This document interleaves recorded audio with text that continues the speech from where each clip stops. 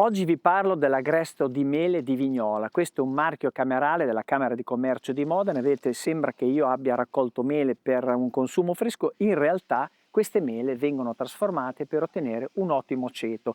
Mi trovo a Vignola e sono in compagnia di Roberta Giusti, che in questo momento sta raccogliendo le mele che, come dicevo, insomma, non sono mele che poi ce le mangiamo a tavola, ma hanno No, un processo particolare, produttivo. Allora, assolutamente. intanto è un'azienda che è storica, che si occupa di questa produzione.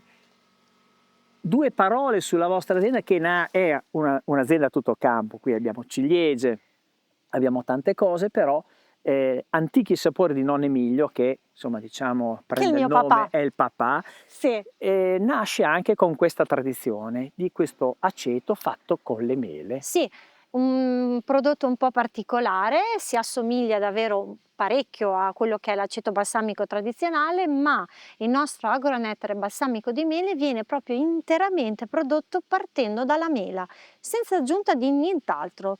Mela, mosto cotto di mela, aceto forte di mele e dopo l'invecchiamento esattamente come l'altro aceto che noi conosciamo.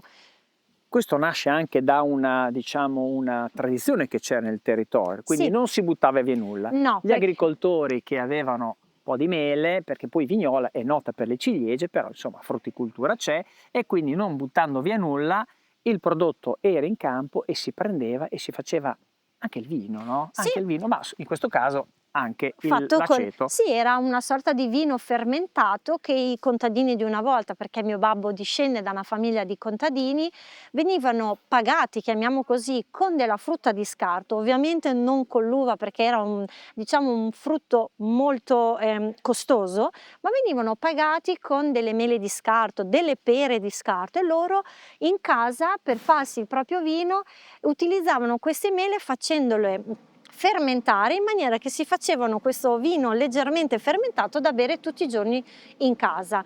Il mio babbo è nato da una di queste famiglie contadine e l'aceto balsamico, tu sai che nelle nostre zone è un po' come una dote di una volta, quindi si tramanda da generazione in generazione. Al mio babbo è stato tramandato questo, diciamo, vecchio prodotto, che per noi non è né vecchio, perché è un C'è sempre prodotto, stato. sì, bravissimo, Che è proprio diventata così. un'attività vostra importante perché, ripeto, oltre alle ciliegie, essere un'azienda agricola e Sì, agrituristica, avete anche la diciamo, questa produzione, sì, produzione. diciamo partiamo dal meleto perché il meleto è di nostra proprietà, quindi raccogliamo noi le mele e da qua ovviamente produciamo quello che è il nostro prodotto, sempre ovviamente grazie al mio papà Emilio, che è Quindi diciamo che si è consolidata l'attività circa una ventina d'anni fa, quando circa comunque sì, avete ristrutturato. sì. Prima era più così un'attività familiare che quindi per un vostro consumo Sì, personale pensa e che poi quando noi eravamo piccoli, mia sorella e anche mia figlia, quando era piccolina, mio babbo veniva via dall'acetaia e noi ci tappavamo il naso perché per noi faceva odore, non era profumo. Però pian pianino ovviamente entri in quel mondo, ti appassioni ed è uno spettacolo. Roberta, allora adesso ti do una mano, riempiamo il Oh, cesto molto perché adesso ci volentieri. fai vedere come avviene il processo produttivo. Certo, Qua siamo nella fase iniziale, giornata uggiosa, però insomma è normale, certo, siamo siamo in in ottobre, in campagna. campagna e quindi l'autunno è questo. Perfetto. Riempiamo i cesti. Grazie mille, gentilissimo.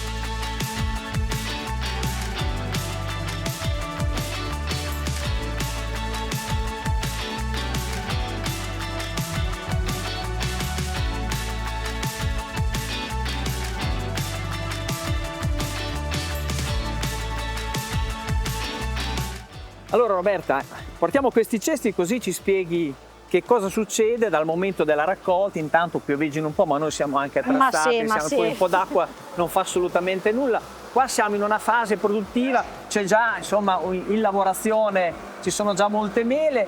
Allora noi qua abbiamo raccolto diverse varietà, Sì. sono una varietà colorata, ma ci sono tante altre varietà di cui non conosco il nome, e stiamo parlando di quali varietà in generale? Allora, abbiamo dalle Golden alla Stark, alla Rugiada, diciamo che le varietà che noi preferiamo sono quelle che hanno la buccia più resistente alle malattie, perché non le trattiamo noi.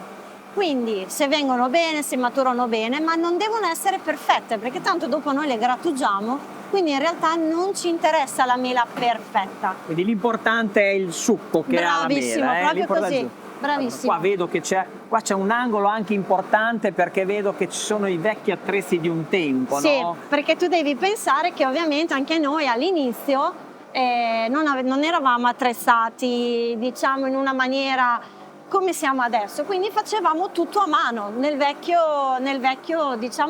modo, quindi il vecchio grattone dove mio babbo rovesciava il cesto. Questo è il tuo papà, Questo Emilio, è mio papà Emilio, che sì. sta lavorando anche per noi in questo in questo momento. sì, proprio così. Prendi lì, no? Prendo io, l'aiuto io. Dove lo mettiamo? Qua. Ecco qua. Allora, qua Quindi, Roberta c'era quindi il vecchio grattone dove si vuotava il secchio con la mela, dopodiché una persona di fianco, se vedete, c'è una manovella, girava questa manovella. che è qua dietro, eh? La manovella attivava una sorta di rullo con i denti, Questo qua, ecco proprio qua. così. Questi denti andavano a sminuzzare quella che era la mela, dopodiché la mela... Poi è stato meccanizzato dopo, è stato, eh? Quindi qua già qualche accorgimento era stato fatto, dalla sì, manovella al motorino. perché capisci che ovviamente all'inizio erano tante mele, dovevamo partire, dovevamo iniziare a riempire tutte quelle che erano i nostri barili, quindi era faticoso, era veramente Facciamo anche, molto guardate, faticoso. qua facciamo proprio vedere come si faceva un tempo, no? Ecco il papà che sta facendo azionare la manovella. Era un lavorsaccio, Roberta. Era un lavorsaccio, poi mio babbo sotto la neve, sotto l'acqua, con qualsiasi condizione meteorologica noi dovevamo grattare perché le mele ovviamente erano pronte in quel periodo. Più o meno Quindi, come oggi il tempo. Bravissimo, proprio così, sì. E qui dal campo si veniva con quel carretto di legno. Sì, erano gli unici mezzi che si potevano utilizzare per portare a casa le mele.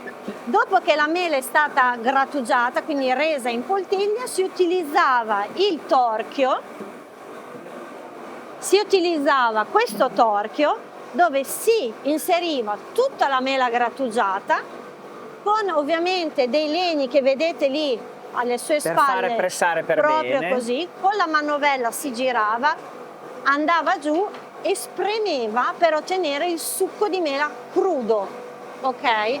Che poi veniva cotto. Ovviamente, ripeto, questo l'abbiamo fatto per 6 o 7 anni, dopodiché ci siamo meccanizzati, anche perché era una cosa improponibile. Allora, diciamo che questa è la storia, no? Questa è la storia. Questa è la storia, abbiamo visto uno stralcio di passato. Era la storia del mio papà di quando era piccolino, perché ovviamente erano quelli tempi ed erano queste le attrezzature. Perché una volta, va detto, insomma, Vignola, non c'erano solo ciliegie, c'era vigna, da cui Vignola, assolutamente e c'era sì. tanta frutta, no? Sì, quindi un tempo non si buttava via nulla. No, pensa che ci facevano anche il vino che utilizzavano i contadini di una volta non era vino da uva, perché l'uva era un frutto molto costoso.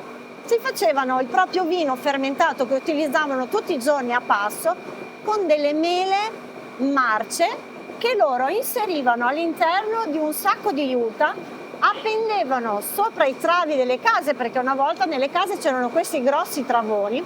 Cosa facevano? Tutte le sere, con un bastone, e ho delle testimonianze, battevano questo sacco di juta. Cosa faceva la mela? Fermentava e faceva uscire il liquido. Per loro quello era il loro vino. C'è una sorta di sidro. Bravissimo, insomma, proprio così, proprio così. Però avevano quello, quindi...